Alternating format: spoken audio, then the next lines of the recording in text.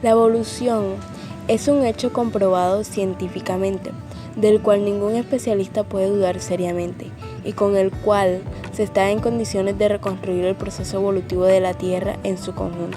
Desde el siglo XIX, la biología evolutiva explica científicamente el hecho incontrovertible de la evolución. Durante siglos, la incógnita de cómo han podido ir surgiendo las distintas formas de vida ha sido una pregunta que ha fascinado a la humanidad. Alrededor de esta cuestión se han creado mitos y leyendas, pero también se han desarrollado teorías más completas y sistemáticas.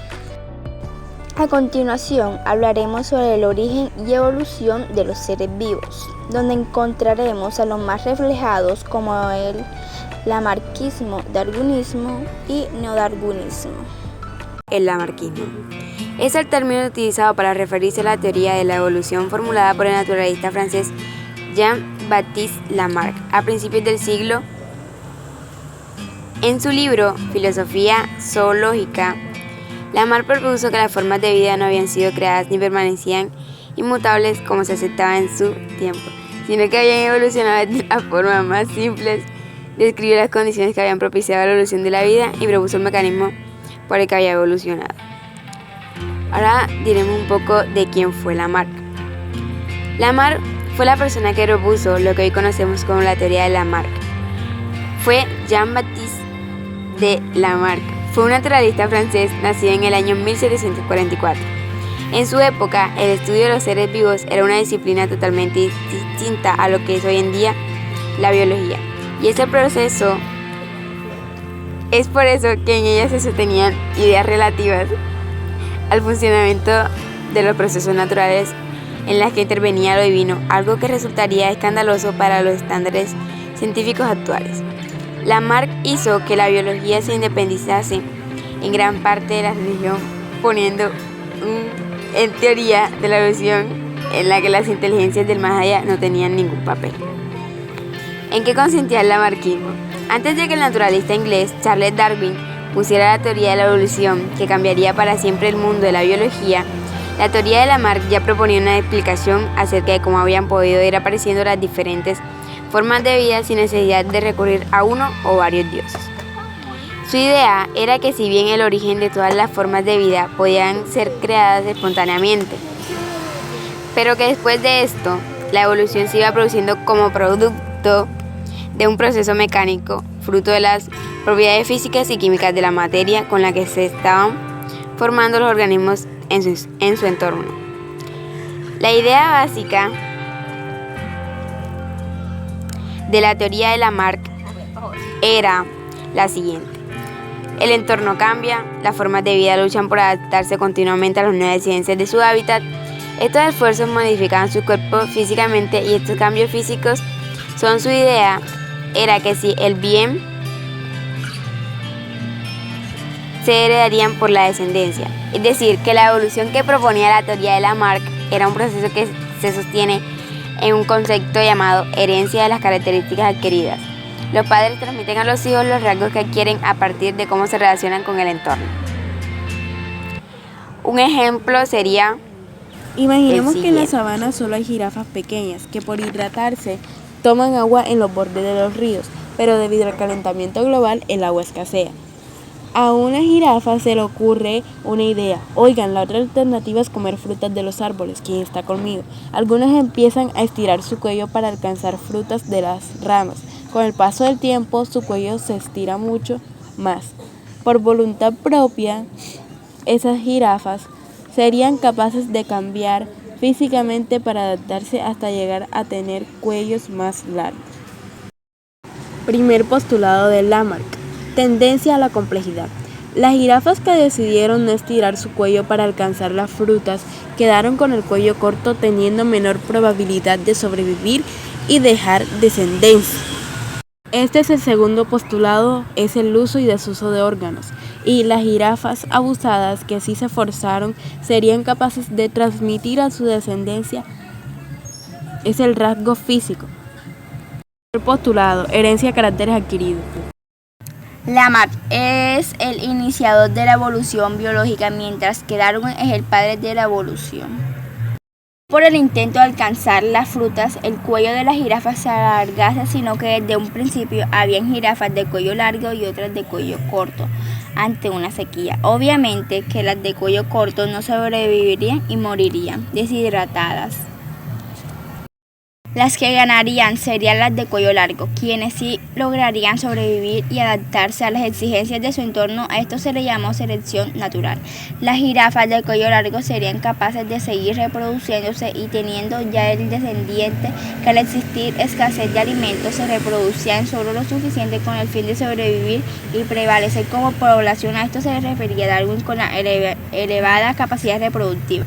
Al reproducirse lograrían transmitir el gen de cuello largo, enfatizando que aunque los descendientes provenientes de los mismos progenitores, estos serían diferentes entre sí. Unos siempre estarían mejor adaptados que otros. Esto se le llamaría variabilidad en la descendencia.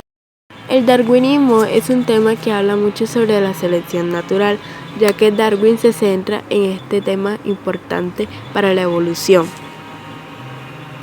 Darwin en 1859 publica su famoso libro El origen de las especies, presentando su teoría de la evolución a través de la selección natural. La selección natural nos dice que los seres vivos mejor adaptados sobreviven y los menos adaptados mueren. Las características favorables se van a heredar de generación en generación. La evolución tiene varias teorías y esta es la segunda del darwinismo. Charles Darwin y Alfred Russel Wallace establecieron la teoría de la evolución por la selección natural. El darwinismo es un concepto usado para aplicar de manera generalizada la teoría de la selección natural de las especies, autoría de Charles Darwin, con el fin de justificar fenómenos de la evolución de diferentes sociedades. Darwin indica resumidamente que la perpetua evolución de las especies surge gracias a la selección natural de las más adaptadas y su herencia, creando nuevas especies con ancestros comunes. El darwinismo se basa en 3 puntos. A continuación, los 3 puntos. La elevada capacidad reproductora de los organismos, ya que las especies tienden a producir una elevada cantidad de descendientes. La variabilidad de la descendencia, ya que los descendientes no son todos iguales, sino presentan diferencias entre sí. La selección natural es la descendencia, ya que cuando los recursos son escasos, se produce una lucha por la supervivencia que permite que los descendientes mejor adaptados sobrevivan y se puedan reproducir. Un ejemplo del darwinismo puede ser: las jirafas primitivas tenían un cuello más corto que las actuales, pero existían unas con cuello más largo que otras. Las jirafas de cuello más largo alcanzan mejor el alimento de los árboles, especialmente en las épocas de escasez, por lo que podían reproducirse, mientras que las de cuello más corto fallecieron. Con la reproducción de los hijos de las jirafas de cuello largo heredaban este carácter de sus padres y tenían el cuello más largo que sus predecesoras. Con el paso de las generaciones, las jirafas de cuello corto han sido eliminadas y la población actual está formada por jirafas de cuello largo. Otro ejemplo puede ser la velocidad de los guepardos. El guepardo evoluciona hasta ser uno de los animales más veloces. El guepardo es un felino salvaje que puede llegar a una velocidad de 115 km por hora. ¿Cómo evolucionó este animal para alcanzar su velocidad? En un ambiente donde los recursos alimenticios eran escasos, los guepardos con mayor velocidad fueron los que atrapaban primero a la presa y sobrevivieron. Otro ejemplo que podemos notar a través del darwinismo es el pelaje del ratón Pteromycus y Polygonotus. El neodarwinismo es la teoría más afirmada para la evolución. El neodarwinismo es la teoría actual denominada también teoría sintética. En ella se explica la evolución a partir de los nuevos conocimientos aportados por la paleontología, la sistemática, la bioquímica y la genética. La evolución aceptada universalmente por el mundo mundial es el neodarwinismo. No hay un autor en específico que mencionar. Es una teoría en conjunto. Es por eso que el neodarwinismo se le conoce como teoría sintética y evolutiva, porque es una síntesis de otras aportaciones como la selección natural de Darwin, las bases de genética de Mendel, como la recombinación genética, la mutación y el aislamiento de poblaciones. Se basa en el conocimiento de 3 puntos claves. El hecho de la evolución, que fundamenta en las pruebas de indican las especies cambian a través del tiempo, estando aparentadas entre sí al descender de los antepasados comunes. Los mecanismos de evolución, que se refieren a las causas que permiten la evolución y que son fuentes de variabilidad de los organismos y la selección natural. Historia de la evolución, que son las relaciones de parentesco establecidas entre unos organismos y otros y su consecuencia en el tiempo. Darwin se embarcó en la fragata Beagle y realizó un viaje alrededor del mundo que le dio las ideas para formular la teoría de la evolución. En la actualidad, la ciencia considera que la evolución de las especies es un hecho probado. Existen muchas evidencias o pruebas que demuestran que todos los seres vivos tienen un origen común. En las pruebas de la evolución se encuentran varias, que podremos agrupar en 5 tipos, que son los siguientes. Pruebas paleontológicas. Estas surgen de un estudio, como los registros de fósiles y de comparaciones entre especies que se extinguieron y las que están ahora, para comparar cosas que puedan tener en común y como al igual sus diferencias, así demostrando que habitaron la Tierra en el pasado y que fueron cambiando a unas sustituidas por otras. Muchos nos estaremos preguntando qué son las pruebas paleontológicas o qué es, para ser más exactos. Es la ciencia que estudia el pasado geológico de la vida en la Tierra, a partir del registro fósil hallado bajo la superficie terrestre. Estudia organismos a nivel microbiótico, o sea, animal y vegetal, y de todo aquello que se preserve al ser petrificado y sobreviva al paso del tiempo. Es decir, se trata de una suerte de biología retrospectiva. La paleontología, en tanto ciencia, abarca un conjunto de conocimientos que la hermanan con la geología y la biología, y que se puede considerar el cruce de ambas. Sus métodos de estudio implican la descripción analítica de los fósiles de su estudio comparativo y la formulación de datos estadísticos. En última instancia, la paleontología llega a conclusiones respecto al pasado biológico del planeta, que sean útiles para pensar en el presente y el futuro. ¿Para qué nos serviría la paleontología?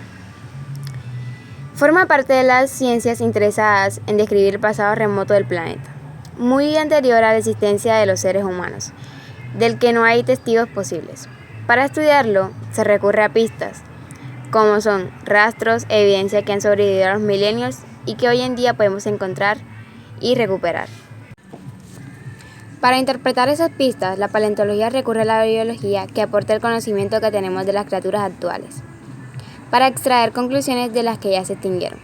Además, recurre a la geología para conocer el contexto en que existieron esas especies antiguas. Este conocimiento es muy importante para comprender el presente y vislumbrar hacia el futuro de la humanidad, pues arroja luces respecto a las condiciones del mundo que condujeron a nuestro origen. En este camino posible, para responder preguntas fundamentales como ¿de dónde venimos? Y por ende, ¿a dónde vamos o quiénes somos?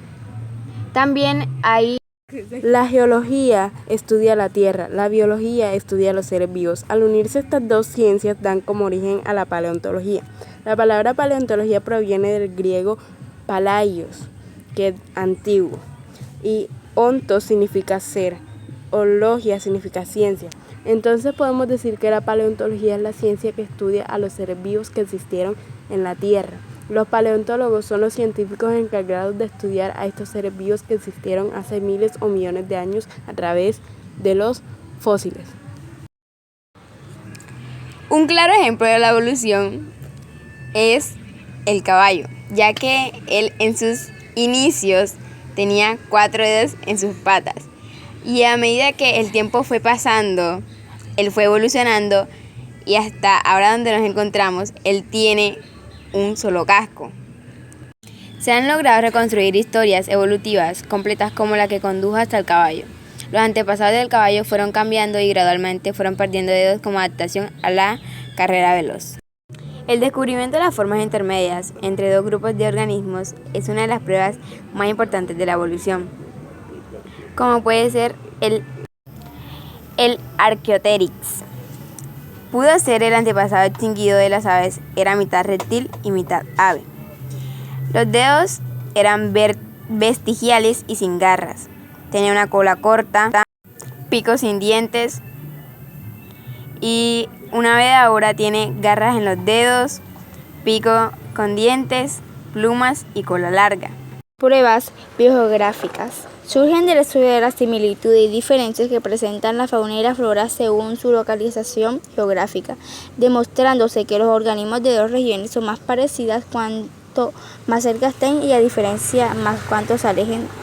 Se le conoce a la biogeografía que la rama de la biología centrada en el estudio de la distribución de los seres vivos es un espacio geográfico.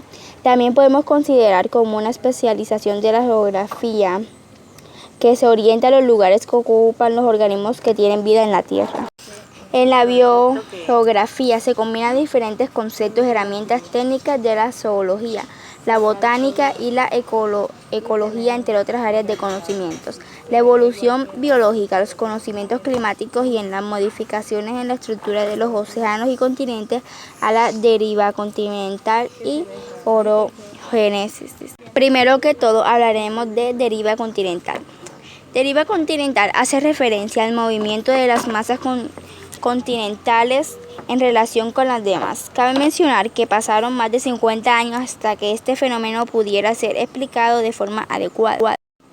Orogénesis es el proceso a través del cual la corteza terrestre pierde extensión y se dobla en una porción alargada que surge como resultado de un empuje. En este contexto es habitual que se distinga entre la biogeografía histórica y la biografía ecológica. La biografía histórica estudia los cambios en la distribución de las especies en el tiempo, mientras que la biografía ecológica hace hincapié tanto en los cambios temporales como el espacio. Dentro de la biografía existe una ciencia auxiliar que se denomina corología. Este campo es de gran importancia para el desarrollo del saber humano, ya que nos caracteriza por la sed del conocimiento acerca de todo lo que nos rodea. También podemos destacar la demografía, la ciencia encargada de estudiar la población humana y sus diferentes propiedades. Daremos un ejemplo. Las faunas de América del Sur y África son diferentes, pero presentan especies que están relacionadas, aunque estos continentes se separaron hace millones de años. Los monos, a partir de antepasados comunes, se diferenciaron en especies diferentes. También en la evolución existen las pruebas anatómicas. Las pruebas anatómicas están basadas en la comparación de la anatomía de distintas especies, tanto en su estructura como su función. Se distinguen tres tipos de órganos que apoyan el proceso evolutivo: órganos homólogos, órganos análogos, órganos vestigiales. Los órganos homólogos tienen la misma estructura interior, aunque su forma external y su función sea diferente, y son pruebas de origen común. Por ejemplo, las extremidades anteriores de los vertebrados, como el brazo humano, la aleta de un delfín o el ala de un ave, son órganos homólogos con estructuras semejantes pero distinta función. Tendrían un antepasado común por la evolución divergente. Los organismos se adaptan al medio en el que viven. Por ejemplo, la pata del caballo, el ala del murciélago, las aletas de una ballena están constituidas sobre la base de un mismo patrón, que incluye los mismos huesos en posiciones relativas similares. Los miembros con 5 dedos son homólogos, en la medida que constituyen una similitud entre especies, que no está justificada funcionalmente, pues la pata del caballo sirve para caminar, el ala del murciélago para volar y la aleta para nadar. Para los biólogos evolucionistas, es la evidencia del origen común de estos grupos, a partir de un antecesor que tenía 5 dedos. Si las especies hubieran sido creadas separadamente, sería imposible interpretar esta coincidencia.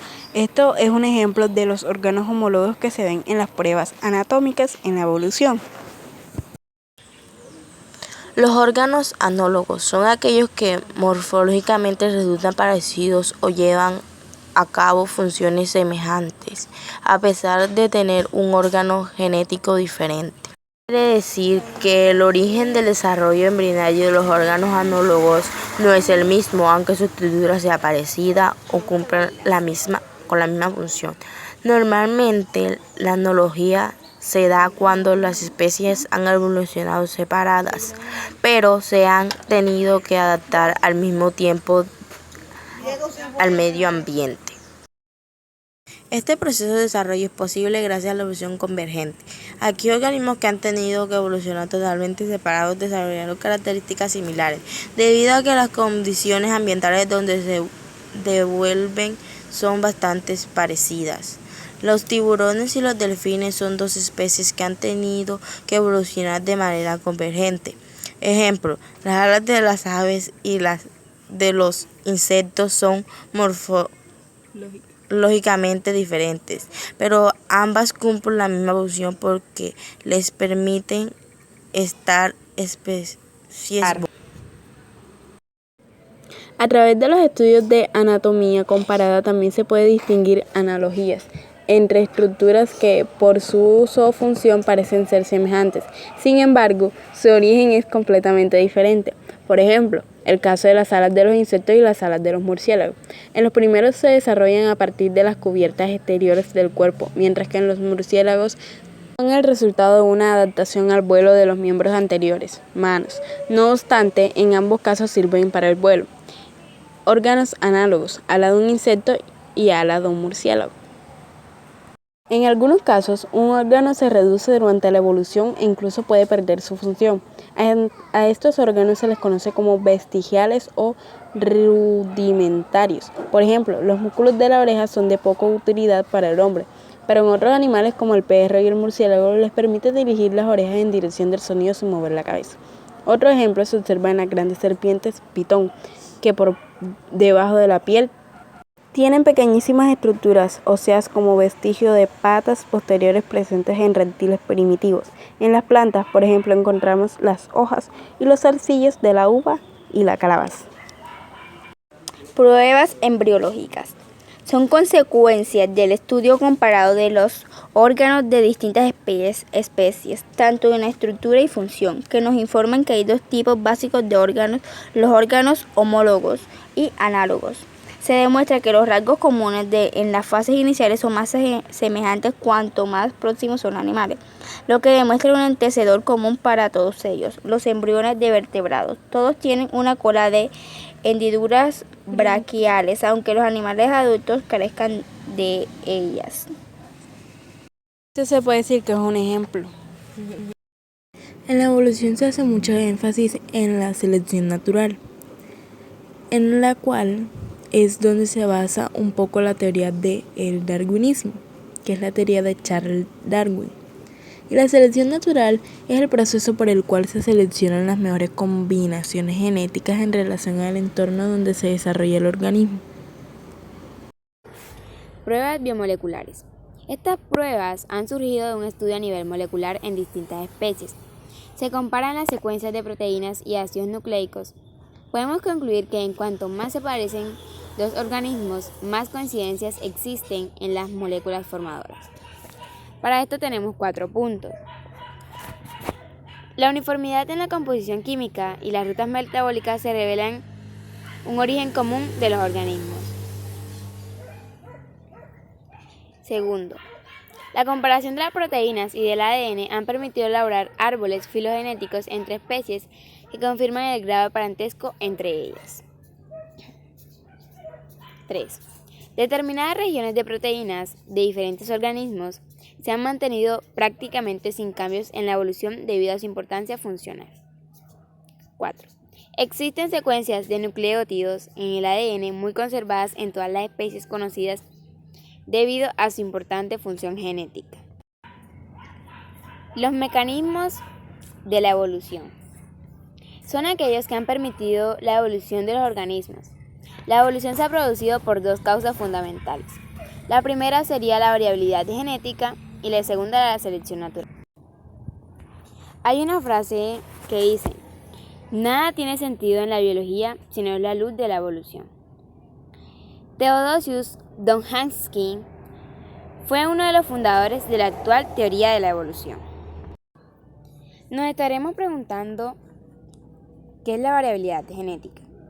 Esta se refiere a la diversidad en las frecuencias de los genes, diferencias entre individuos o las diferencias entre poblaciones. Tipos de variabilidad genética. Solo tiene dos tipos, genotípicos y fenotípicos. ¿Su función cuál es?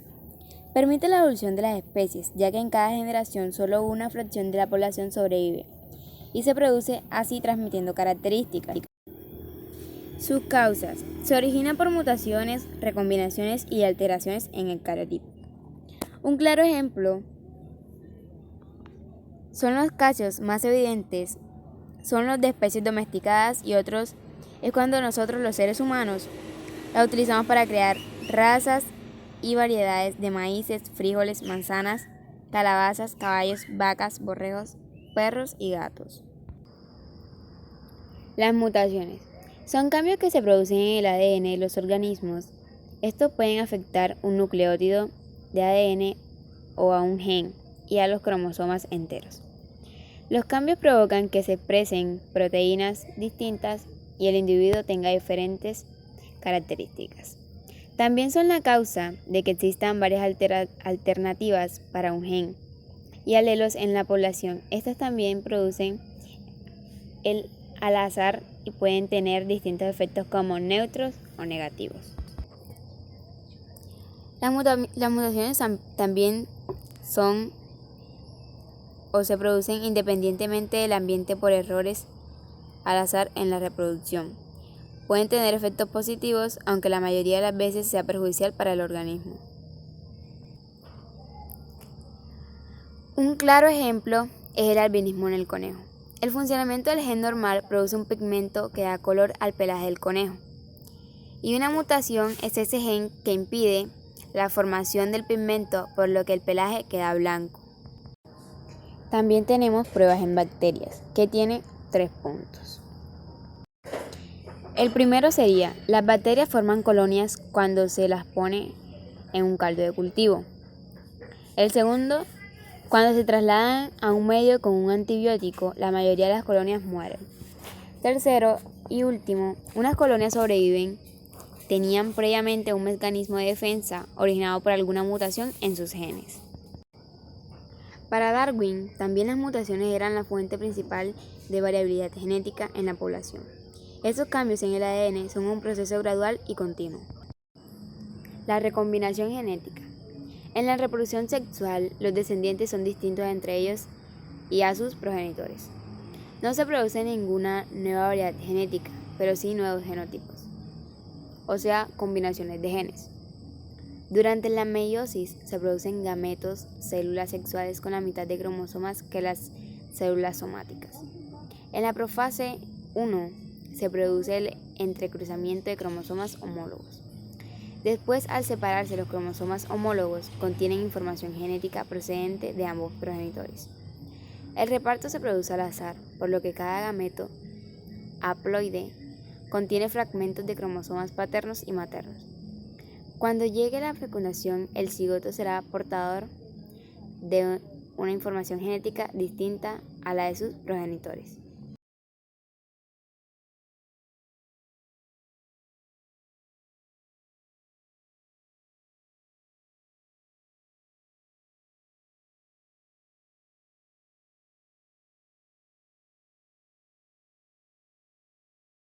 La selección natural es la base de todo el cambio evolutivo.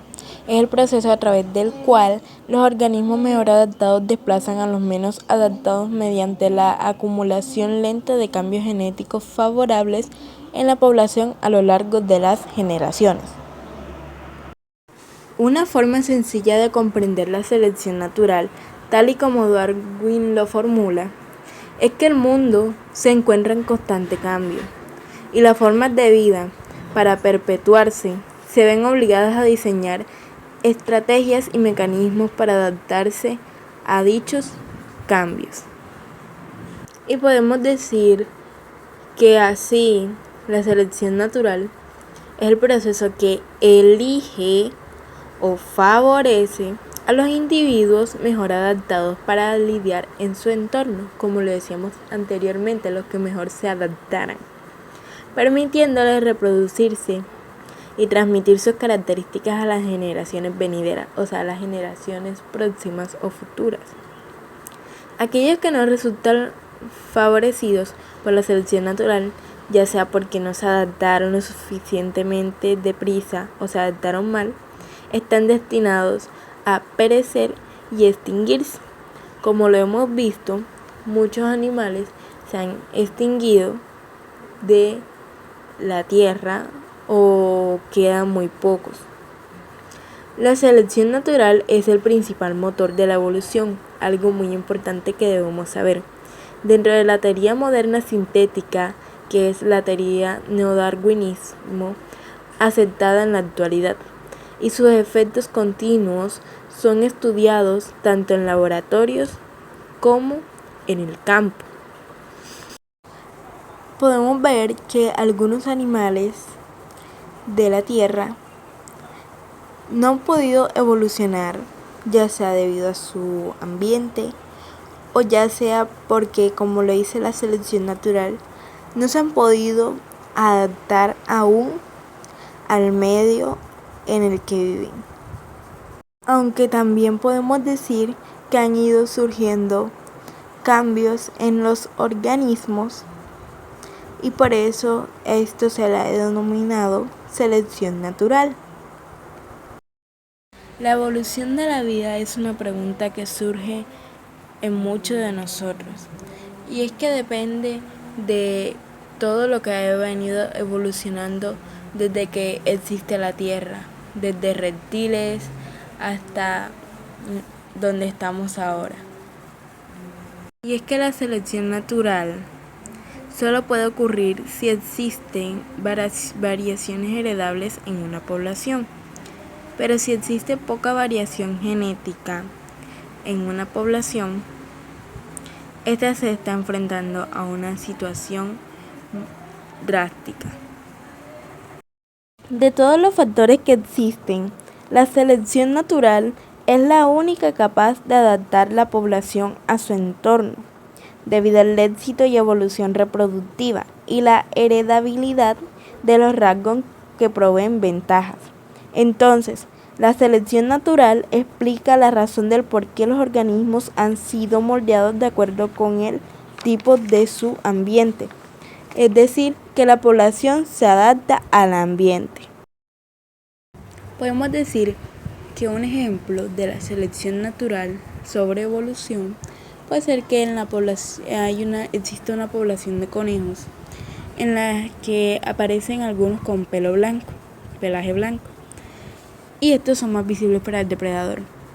Pero la eliminación de los conejos blancos permite que la mayoría de los conejos que queden sean de color, pueden ser negros o otro color, pero así quedaría la eliminación. También existe en el origen y evolución de los seres vivos la selección artificial, que es una técnica de control reproductivo, a través de la cual el hombre puede alterar los genes de los organismos domésticos o cultivados, de modo tal de poder manipular arbitrariamente las características. Tenemos en la imagen las razas de perros.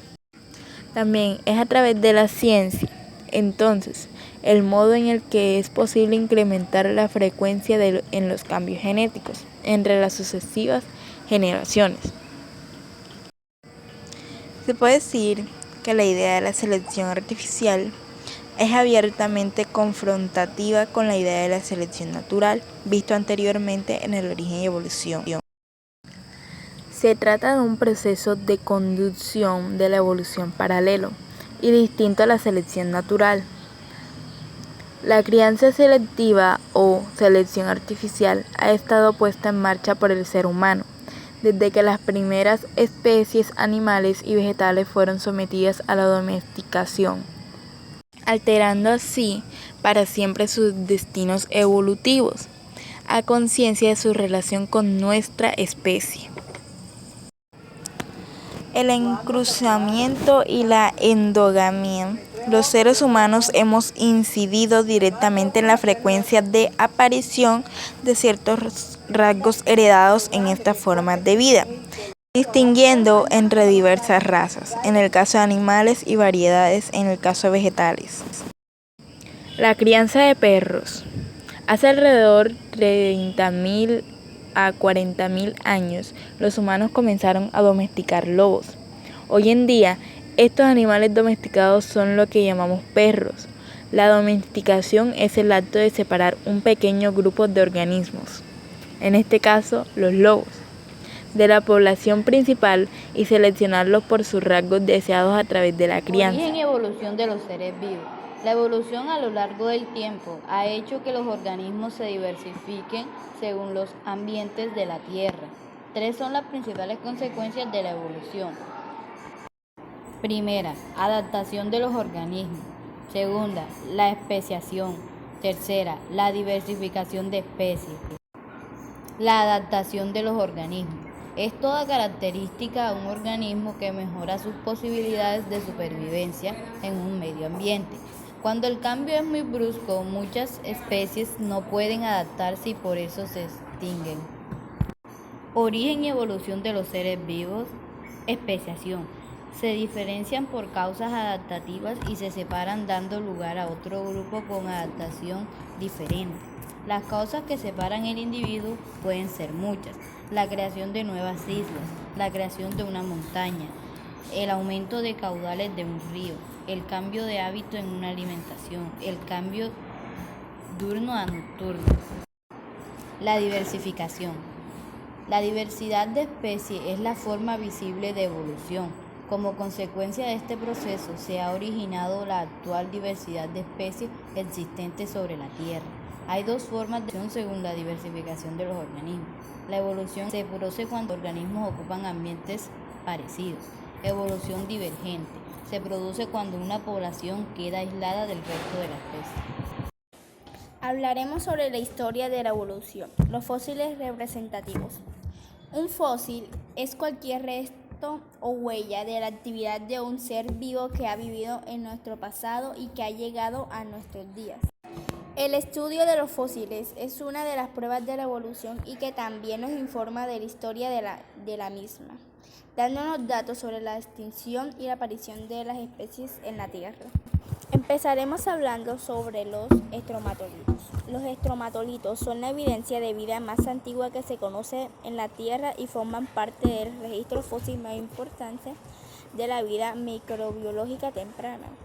Son los principales oxigenadores en la Tierra, son la evidencia más confiable de los organismos más antiguos sobre la faz de la Tierra. Son organismos que mantienen su línea evolutiva. Son los primeros formadores de zonas arrecifales. Hace unos 3.500 millones de años aparecieron los estromatolitos y desde 2.500 millones de años los arrecifes de estromatolitos estaban ampliamente expandidos. Los estromatolitos fósiles más antiguos se encuentran en Warrawoona, en Australia, que se desarrollaron en la antigüedad, ahora son fósiles. Fauna de Ediacara. Es el término correspondiente a la asociación de organismos fósiles pertenecientes a la segunda mitad del período Ediacárico. Incluye a los organismos más antiguos que se conocen, las primeras anémonas y esponjas. Pero además existían otros extraños, considerados seres unicelulares gigantes que presentaban comunidades escalonadas ecológicamente y que podían vivir debajo del tapiz de cianobacterias.